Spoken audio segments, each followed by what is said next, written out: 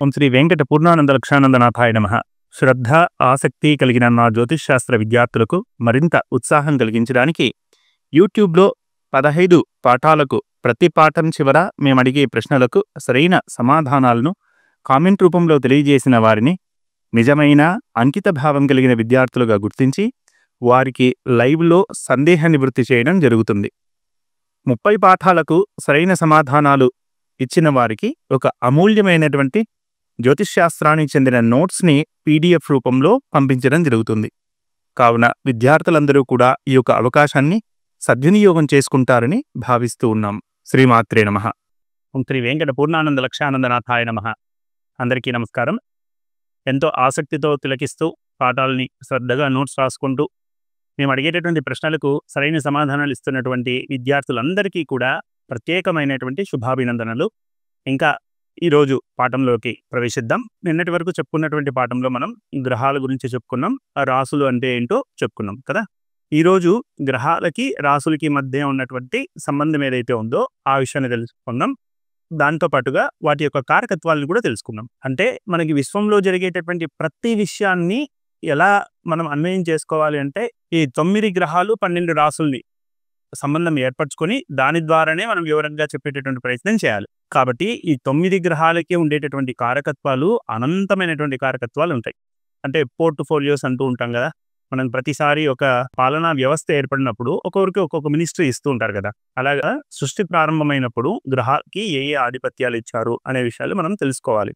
వాటినే గ్రహ కారకత్వాలని చెప్తూ ఉంటారు. అదేవిధంగా రాసులను చెప్పుకున్నాం కదా, ఆ రాసులకు కొన్ని కారకత్వాలు ఉంటాయి. ఆ రాశిలో పుట్టిన వారికి కొన్ని లక్షణాలు ఏర్పడుతూ ఉంటాయి. ఆ రాసులలో ఈ గ్రహాలు ఉన్నప్పుడు ఏ ఏ ఫలితాలు వస్తాయి అని చెప్పుకోవడమే జ్యోతిషంలో ఫలిత భాగంలో ప్రధాన అంశం. కాబట్టి గ్రహ కారకత్వాలు, రాశి కారకత్వాలు ఇప్పుడు మనం తెలుసుకోవాల్సినటువంటి అవసరం ఉంది. అది తెలుసుకోవడానికి ముందు ఒక చిన్న కథ చెప్పుకుని దాని ద్వారా ఈ యొక్క వివరాన్ని అన్నింటినీ కూడా గుర్తుపెట్టుకునేటువంటి ప్రయత్నం చేద్దాం.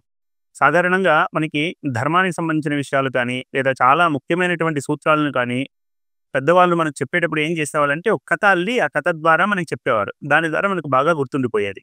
అదేవిధంగా ఇక్కడ కూడా ఆ చిన్న టెక్నిక్ని ఉపయోగించి గ్రహాల యొక్క కారకత్వాల్ని, ఆ రాసుల యొక్క కారకత్వాల్ని ఒకసారి గుర్తుపెట్టుకునేటటువంటి ప్రయత్నం చేద్దాం. అందులో ముందుగా రవి. 9 గ్రహాల్లో మనం ముందు చెప్పుకున్నటువంటి గ్రహం పేరు ఏంటి అంటే రవి. గ్రహం అంటే ప్లానెట్ కాదండోయ్, ముందే మళ్ళీ చెప్తున్నాను, గుర్తు చేస్తున్నాను. ఈ యొక్క రవి రాజు, గ్రహాలన్నిటికీ కూడా రాజు, నాయకత్వ లక్షణాలు కలిగినటువంటి వ్యక్తి. ఈయనకి ఉన్నటువంటి ధర్మం అనేది ఈయనకి చాలా ప్రధానం. న్యాయం, ధర్మం వీటికి ఆయన అధినేత. ఆయన యొక్క రాజ్యం ఒకటి స్థాపించాలి అని ఒక సంకల్పం కలిగింది ఆయనకి.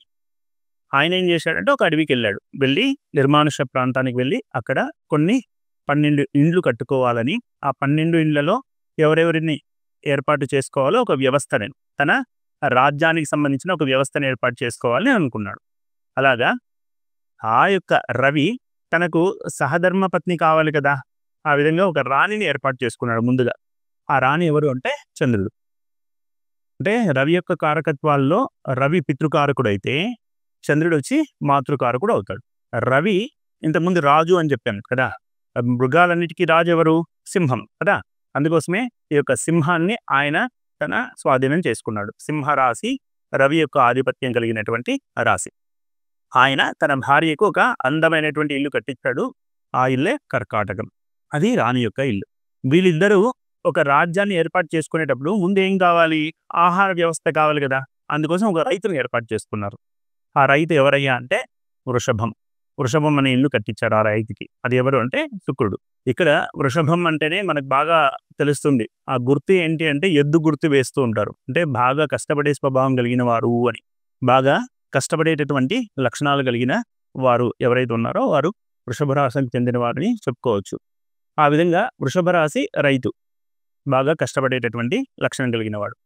ఆ విధంగా ఆయన పండించినటువంటి పంట ఏదైతే ఉందో అది వీళ్ళిద్దరికీ కావాల్సినంత పెట్టుకుని మిగిలింది ఏం చేయాలి? ఇతర రాజ్యాలకి విక్రయిస్తే ధనం అనేది వస్తుంది కదా. అందుకోసం ఏమి ఏర్పాటు చేసుకున్నారు? ఒక వ్యాపారిని ఏర్పాటు చేసుకున్నారు. ఆ వ్యాపారి ఎవరంటే బుధుడు. ఆయన కట్టించినటువంటి ఇంటి పేరు ఏంటి అంటే కన్య. ఈ యొక్క కన్యా రాశిలో బుధుడు నివాసం చేస్తూ ఉంటాడు.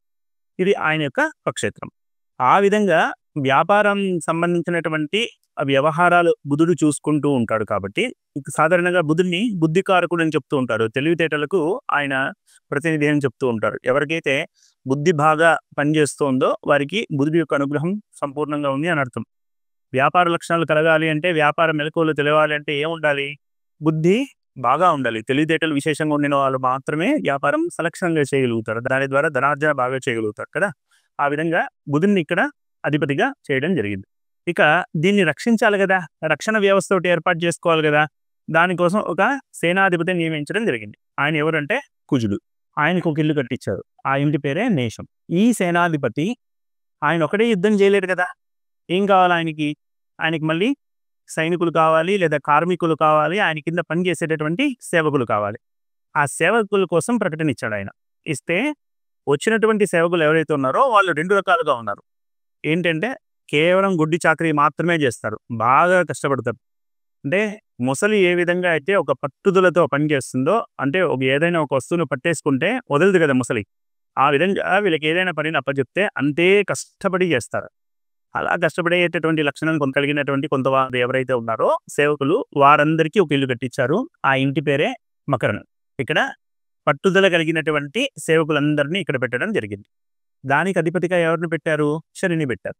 ఇక రెండో రకం కలిగినటువంటి సేవకులు, వాళ్ళు అయితే తెలివితేటలు ఎక్కువగా అన్నా ఉంటాయి, లేదా బద్ధకం అన్నా ఎక్కువగా ఉంటుంది. తెలివితేటలు ఎక్కువగా ఉండడం వల్ల వాళ్ళు ఎక్కువ కష్టపడరు. వాళ్ళు ఏం చేస్తారంటే పని చేసేటట్టుగా చేస్తారు. అంటే కావాల్సినటువంటి పనులు ఏవైతే ఉన్నాయో అది వాళ్ళు చేయకుండా తెలివితేటలు ఉపయోగించి ఎవరిదెవరన్నా పని చేయించుకుంటారు. కంఫర్ట్స్ చూసుకొని వాళ్ళు పని చేయించుకుంటారు. లేదా బద్ధకంతో ఉండి కేవలం కూర్చొని చేసేటటువంటి పనులు చేస్తారు. ఉదాహరణకి ఏదో ఒక చోట కేవలం కూర్చొని సెక్యూరిటీ గార్డ్ లాగా ఊరికే అలాగూ కూర్చొని ఉండడం, పని చేస్తూ ఉండడం, కూర్చొని చేసేటటువంటి పనులు ఏవైతే ఉన్నాయో అవి. అందుకోసమే దాన్ని కుంభం అంటారు. దాన్ని వారికి ఇల్లు కట్టించారు. దాన్ని పేరు కుంభం. కుంభం ఏం చేస్తుంది? ఒకే చోట ఉంటుంది. మీకు నీళ్లు కావాలా, నన్ను నింపుకోండి, కావాల్సినంత తీసుకోండి అంటుందంతే. కుండ ఏం పరిగెత్తుకుంటా పోయి నీళ్లు కావాలని అన్ని చోట్లకి తను తిరగదు. ఎవరైనా ఒకవేళ పట్టుకుని దాన్ని నింపాలనుకున్నా కూడా ఎవరైనా తీసుకెళ్ళంటే చాలా జాగ్రత్తగా తీసుకెళ్ళి నింపుకుని రావాల్సినటువంటి పరిస్థితి. అందుకోసమే ఎక్కువ మంది ఏం చేస్తారు, కుండ ఉండే స్థానాన్ని కదిలించరు. కుండను అక్కడే మట్టిలో వేసి ఒకచోట కూర్చోబెడతారు. కావాల్సిన నీటిని వాళ్ళే తీసుకెళ్ళి నింపుతారు. అవసరమైనప్పుడు వాళ్ళే వెళ్ళి తీసుకొని తాగుతారు. ఆ విధంగా నన్ను ఉపయోగించుకోండి, నాకేం కావాలో అది మీరే ఇవ్వండి, నా ద్వారా ఏం పనులు చేయించుకోవాలో అది కూడా మీరే చేయించుకోండి అనేటటువంటి లక్షణం ఉన్నటువంటి సేవకులు ఎవరైతే ఉన్నారో వారిని కుంభం అనేటటువంటి ఇంట్లో పెట్టారు. దానికి అధిపతి ఎవరయ్యా అంటే శని. ఇప్పుడు సైనికుడికి ఏమైపోయింది? సేవకులు దొరికారు, కానీ ఆ యుద్ధాన్ని ఏ విధంగా చేయాలి అనేటటువంటి ప్రోత్సాహాన్ని, దానికి సంబంధించినటువంటి యుద్ధ వ్యూహాలు చెప్పేటటువంటి గురువు ఒకడు కావాలిగా, రాజగురువు ఉండాలిగా. ఆ రాజగురువు లేరు ఆయనకి. అందుకోసం రాజు ఏం చేశారు? ఒక రాజగురువుని నియమించారు. ఆయనకు ఇల్లు కట్టించారు. అదేది అంటే ధనస్సు. అందుకోసమే అక్కడ మీకు ధనస్సు యొక్క లక్షణం ఎట్లా ఉంటుంది? ఎప్పుడు కూడా ధనస్సు అంటేనే ఒక బాణం గుర్తు పైకి వేసి ఉంటారు. ఈయన రాజగురువు, రాజుకి సైనికుడికి సలహాలు ఇస్తూ ఉంటారు అన్నమాట. యుద్ధాన్ని ఏ విధంగా చేయాలి అనే విషయాన్ని ఈయన తెలియజేస్తూ ఉంటారు. అంటే మార్గనిర్దేశనం చేయడానికి రాజగురువుని నియమించుకున్నారు. ఈ రాజగురువు ఏం చేశారంటే మహారాజుకి సలహా ఇస్తున్నాడు. ఏమని అంటే, సైనికుడు సేవకులు ఉంటే సరిపోదు, యుద్ధం రావడానికి ముందే పసిగట్టేటటువంటి గూఢచారులు కావాలి, కాబట్టి వారిని నియమించండి అని చెప్పాడు. అలా చెప్తే అక్కడ ఇంకో ఇల్లు కట్టించారు. అది వృశ్చికం. దానికి మళ్ళీ అధిపతి ఎవరంటే కుజుడు. ఇదేమన్నంటే నేను సేనాధిపతిగానే కాదు, అంటే యుద్ధం ఎలా చేయాలో నాకు తెలుసు కదా. అదేవిధంగా యుద్ధం రాకుండా ఉండడానికి లేదా రావడానికి ఎవరైతే మన మీద ప్రయత్నాలు చేస్తున్నారో యుద్ధానికి, అది కూడా నేను పసిగట్టేటటువంటి ప్రయత్నం చేస్తాను, ఆ ఆధిపత్యం కూడా నాకేమని అడిగాడు ఆయన. అందుకోసం ఆయనకి ఏం చేశారంటే వృశ్చికం అనేటటువంటి ఇంటిని కట్టించారు. ఇక్కడ ఆయన ఎలా పనిచేస్తారంటే ఒక గూఢచారిగా పనిచేస్తాడు. ఇప్పుడు రాజగురు ఏం చెప్తున్నారంటే, ఇది బాగుంది, రేపొద్దున ఎవరైనా పట్టుబడ్డారనుకోండి, వారిని విచారించడానికి దొంగలు కానీ లేదా శత్రువులు కానీ పట్టుకున్న తర్వాత విచారించి శిక్ష వేయాలి కదా, దానికి ఒక న్యాయాధికారి కావాలి కదా, ఆయన నియమించండి అని చెప్పారు. అందుకోసం ఏం చేశారంటే అక్కడ ఇల్లు కట్టించారు. దాని పేరు తుల. తుల మీరు గమనించినట్లయితే తుల యొక్క గుర్తు ఎలా ఉంటుంది? ఒక త్రాసు ఉంటుంది. అంటే మంచి చెడు, ధర్మం అధర్మం వీటిని బాగా బేరేజు వేసి చెప్పగలిగినటువంటి వారు తుల. ఇక్కడ ఒక జడ్జిని నియమించారు, న్యాయాధికారిని. దానికి ఆధిపత్యం ఎవరికి ఇచ్చారంటే శుక్రుడికి ఇచ్చారు. ఈ శుక్రుడు ఒక విధంగా బాగా కష్టపడి పని చేయడానికి ఆయన అనుగ్రహం ఉంటుంది. అదేవిధంగా మంచి చెడులను నిర్ణయం చేయడానికి కూడా ఆయన అధికారం ఉంటుంది. కారణం ఏంటంటే శుక్రుడు అంటే శుక్రాచార్యుడు. రాక్షసులకి దైత్యాచార్యుడు అని చెప్తూ ఉంటారు. రాక్షసులకి గురువుగా చెప్తూ ఉంటారు ఆయన్ని. ఆయనకి ఉన్నటువంటి తెలివితేటలు చాలా విశేషం. కాబట్టి ఆయన్ని న్యాయాధికారిగా నియమించుకున్నారు. ఈయనేం చెప్పారంటే, బాగుందయ్యా, మీరు సైనికుల ద్వారా యుద్ధం చేయడం జరుగుతుంది. యుద్ధంలో గాయపడడం అనేది జరుగుతుంది కదా! కాబట్టి ఒక వైద్యుడు కూడా మనకు అవసరం. కాబట్టి ఒక వైద్యుడిని నియమించండి అని న్యాయాధికారి చెప్పారు. దాంతో ఏం చేశారు, ఒక వైద్యుడిని నియమించుకున్నారు. ఆ వైద్యుడు ఎవరయ్యా అంటే బుధుడు. దాని పేరేంటంటే మిథునం. ఇది ఉత్పత్తి కేంద్రం అని కూడా చెప్తూ ఉంటారు. సాధారణంగా మైథునానికి గుర్తు కూడా చెప్తూ ఉంటారు. అందుకోసమే ఇక్కడ ఒక స్త్రీ పురుషుల బొమ్మల్ని ఎక్కువగా వేస్తూ ఉంటారు. ఈయన వైద్యుడు. సరిపోయింది. ఇప్పుడు రాజు కావాల్సినటువంటి వ్యవస్థ అంతా కూడా దాదాపుగా ఏర్పడిపోయింది. ఏంటి, ఒక ఇంటిని మర్చిపోయారని చూస్తున్నారా? 12 ఇళ్ళు ఉన్నాయి, 11 ఇళ్ళే చెప్పారని. అది కూడా చెప్తాను వినండి. ఇక్కడ ఏంటంటే రాజుగారికి రాణిగారికి కావాల్సినటువంటి ఆహార వ్యవస్థ ఏర్పడింది. ఆ ఆహారం మిగిలిన రాజ్యాలకి అమ్మడానికి కావాల్సినటువంటి వర్తక వ్యాపారాలకు సంబంధించిన వ్యవస్థ ఏర్పడింది. దాన్ని రక్షించడానికి కావాల్సినటువంటి రక్షణ వ్యవస్థ ఏర్పడింది. ఆ రక్షణ వ్యవస్థని మార్గనిర్దేశనం చేయడానికి కావాల్సినటువంటి గురువు కూడా ఏర్పడ్డారు. ఆ గురువు యొక్క సూచన మేరకు గూఢచారి వ్యవస్థ ఏర్పడింది. గూఢచారి వ్యవస్థతో పాటుగా న్యాయాధికారి కూడా వచ్చేసేయడం జరిగింది. ఆ న్యాయాధికారితో పాటుగా వైద్యులు కూడా వచ్చారు. ఇక వీళ్ళందరికీ కూడా పని చేసి పెట్టడానికి 2 రకాల సేవకులు వచ్చారు. ఒకరేమో బాగా దేహానికి సంబంధించినటువంటి కష్టాన్ని, శ్రమని వారు వెచ్చిస్తూ కష్టపడేటటువంటి లక్షణం కలిగిన వాళ్ళందరూ కూడా మకరంలోనూ కూర్చొని 10 మందికి సహాయం చేసేటటువంటి విషయంలో శారీరక శ్రమను చూపించకుండా బద్ధకంగా ఉండడమో లేదా కొద్దిగా తెలివితేటలనో గాంభీర్యాన్ని ఉపయోగించుకొని పనులు చేసి పెట్టేటటువంటి సేవకులు కొంతమంది దొరికారు. వారినేమో కుంభంలో పెట్టారు. ఇప్పుడు అన్ని కోరికలు తీరిపోయాయి ఆయనకి. ఇక ఏం మిగిలిపోయింది అంటే, మనిషికి బాగా భోగత్వాన్నంతా కూడా, భోగలాలసంతా కూడా తీరిన తర్వాత ఇంక దేని మీద దృష్టి పోతుందయ్యా అంటే ఆధ్యాత్మిక చింతన మీద దృష్టి పోతుంది. కాబట్టి అక్కడ స్పిరిచువల్ గైడ్ ఎవరైతే ఉన్నారో రాజపురోహితుడు, అంటే వీరికి సంబంధించినటువంటి కేవలం స్పిరిచువలే కాదు, వ్యవహారికంగా మనకి మెటీరియల్ వరల్డ్ ఏదైతే ఉందో ఈ యొక్క భౌతిక ప్రపంచానికి సంబంధించిన విషయాల్లో మనం కావాల్సినటువంటి క్రతువులు చేయడానికి ఒక పురోహితుడు కావాలి. అది కాకుండా ఆధ్యాత్మిక చింతన వైపు మనల్ని నడిపించడానికి కూడా ఒక వ్యక్తి కావాలి, ఒక గురువు కావాలి.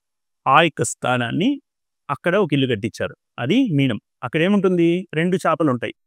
ఒక చాప ఆధ్యాత్మిక చింతనను చూపిస్తే, ఇంకొక చాప వ్యవహారిక అంటే లౌకిక వ్యవహారాలకు సంబంధించిన సమర్థతను చూపిస్తుంది. ఆధ్యాత్మిక సమర్థత, తర్వాత లౌకిక సమర్థత, ఇవన్నీ తెలియజేసేది మీనం. ఇప్పుడు మీకు అర్థమైంది కదా. సింహం అనేసరికి దీనికి అధిపతి ఎవరయ్యా అంటే రాజు.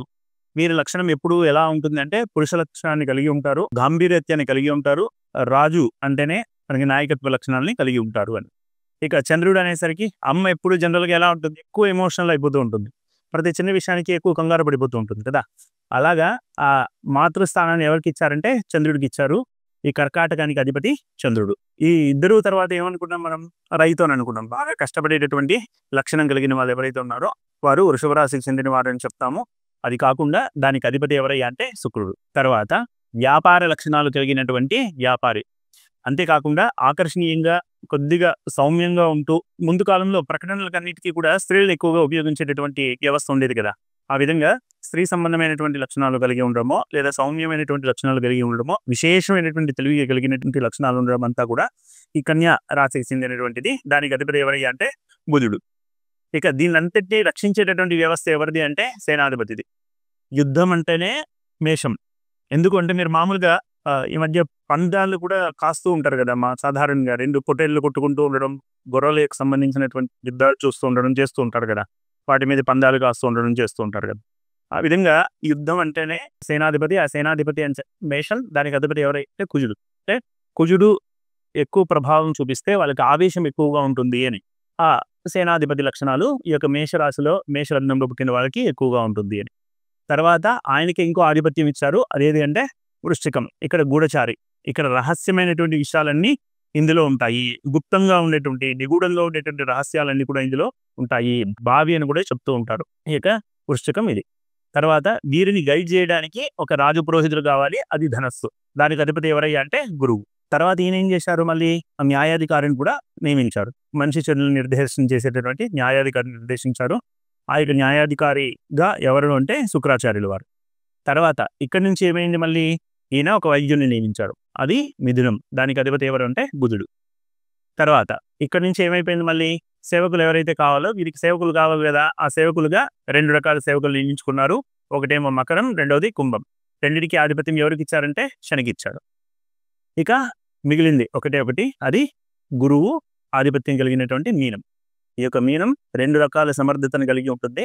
ఒకటి ఆధ్యాత్మిక చింతనను ప్రేరేపిస్తూ ఉంటుంది, అంతేకాకుండా గత జన్మను తెలియజేస్తుంది, అంతేకాకుండా లౌకికమైనటువంటి వ్యవహారాలలో కూడా సమర్థతను చూపిస్తుంది.